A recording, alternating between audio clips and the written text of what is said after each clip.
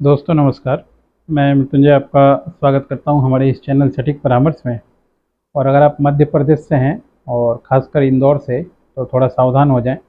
और ये वीडियो आप लोगों के लिए हम लोग स्पेशल बना रहे हैं जो भी स्क्रैप का काम करते हैं या स्क्रैप का सामान खरीदते हैं, खासकर पुराना गाड़ी वगैरह, ये सब उसके लिए।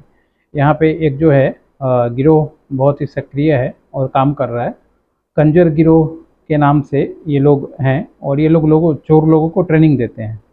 जो भी गाड़ी चोरी वगैरह करता है ऐसे लोगों को ये लोग ट्रेनिंग देते हैं और फिर ट्रेनिंग दे के पैसा कमाते हैं। तो इसी सिलसिले में ये एक आया है, देखिए, कंजर गिरोह से ट्रेनिंग लेकर 34 गाड़ियाँ चुराई, चेचिस और इंजन नंबर बदल कर बेच दिया। अब ये वीडियो इसलिए मैं बना रहा हूँ क्योंकि हम लोग बहुत सारे स्क्रैप का काम करते हैं और स्क्रैप का काम करते हुए बहुत सारे ऐसे लोग हम लोग के पास आते हैं जो छोटे लेवल पे ये गाड़ी का स्क्रैप खरीदने बेचने का काम करते हैं। तो उनका लाइसेंस के लिए हमेशा वो इंक्वायरी करते रहते हैं कि सर हमारा तो अभी छोटा है, छोटा सा गोडाउन है, 5 गाड़ी, 2 गाड़ी, 3 गाड़ी ऐसे खरीद के काम कर रहे हैं। और उनके पास कोई भी सिस्टम होता नहीं है। सिस्टम मतलब कि ये जो स्क्रैप लाया कौन है, उसका ना कोई आईडी प्रूफ रखते हैं, ना कोई उसका सिस्टम है कि कौन ले गया, कितना में ले गया, कुछ नहीं, ना कोई जीएसटी नंबर, ना ही कोई कंपनी का डिटेल्स कि हाँ कोई कंपनी से खरीद रहे हो। तो इस तरीके से क्या होता है, पता चला कि अनजाने में ही इस तरह की चोरी की गाड़ियाँ जो चोर होते हैं वो चिपका कर चले जाते हैं और बेच के चले गए। तो फिर फंसेगा कौन? आपने खरीद लिया, आपने रख लिया, आप आगे उसको किसी को बेचेंगे या फिर मान लीजिए उसका रिसाइकिल करके किसी मार्केट में बेचेंगे। तो वहाँ से अगर कोई कस्टमर लेके चला गया तब तो अलग बात, उसका सोर्सिंग खत्म हो गया। मगर जैसे ये चोर पकड़ा गया, जैसे ये चोर पकड़े गए हैं और 34 गाड़ियाँ इनके पास से पकड़ी गई हैं। अब इनको जब पुलिस रिमांड पे लेगी और इनको ठीक से सख्ती से थोड़ा पूछताछ करेगी तो ये तो ज़रूर बताएंगे कि हाँ भैया कहाँ कहाँ बेचे हैं। और ये आपके दुकान में भी ले जाएंगे जो स्क्रैप का काम आप कर रहे हैं। तो जैसे ही आपके पास दुकान के पास पुलिस पहुंची, एक तो केस बनेगा कि आपने चोरी का माल खरीदा।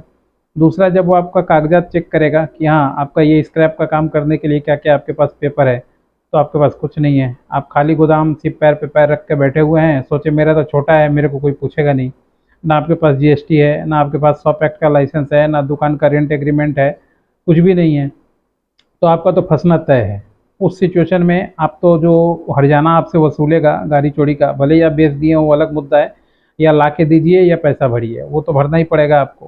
क्योंकि जो एक बार गाड़ी का एफआईआर हो गया, अगर उसका सामान आपके पास निकल गया तो रिकवरी आपको देना ही पड़ेगा, चाहे जहाँ से ला के दीजिए। उसके बाद डॉक्यूमेंट्स में फंसिएगा अलग, जीएसटी के मामले में फंसिएगा अलग, लॉयर उस समय जो आपको पकड़ेगा वो 1 से 3 पैसा लेगा अलग।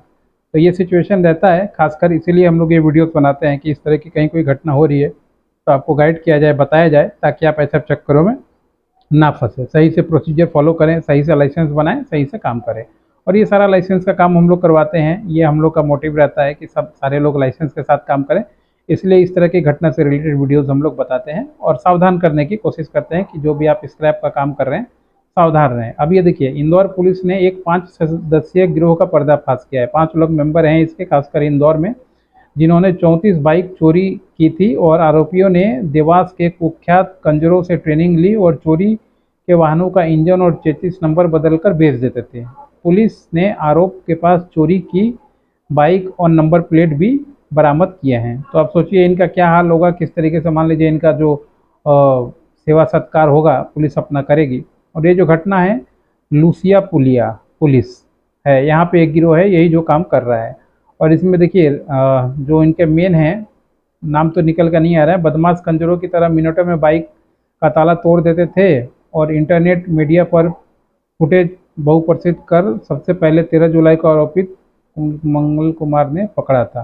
खैर ये पकड़ा था, पकड़ने का तो बात अलग है, मगर इनका जो काम है वही है, ये गाड़ी का ताला तोड़ के गाड़ी चोरी करके फिर उसका चेसिस नंबर बदल के सामान पार्ट्स अलग अलग बेचते थे। तो इनका टारगेट रहता था ऐसे स्क्रैप वाले जो काम खरीदते हैं। आरोपी ने चोरी की बाइक, बुलेट, एक चाकू मिला, पुलिस को चकमा देने का प्रयास से दोनों बदमाशों के हाथ पैर टूट गए। और पुलिस ने, टूट गए मतलब पीटा तो जरूर होगा, थोड़ा बहुत तो धोया ही होता है। अब देखिए ये क्या है, बाइक का ताला तोड़कर डायरेक्ट स्टार्ट कर लेते थे बदमाश, डायरेक्ट बाइक का ताला तोड़ते थे, स्टार्ट कर ले जाते थे और गाड़ी ले जाके फिर कहीं ठिकाने लगाया, उसका चेसिस नंबर वगैरह मिटाया और फिर मिटा के फिर उसको मार्केट में जो स्क्रैप वाले हैं या मान लीजिए पुराने दुकान हैं जो इसका काम करते हैं बेच दिया।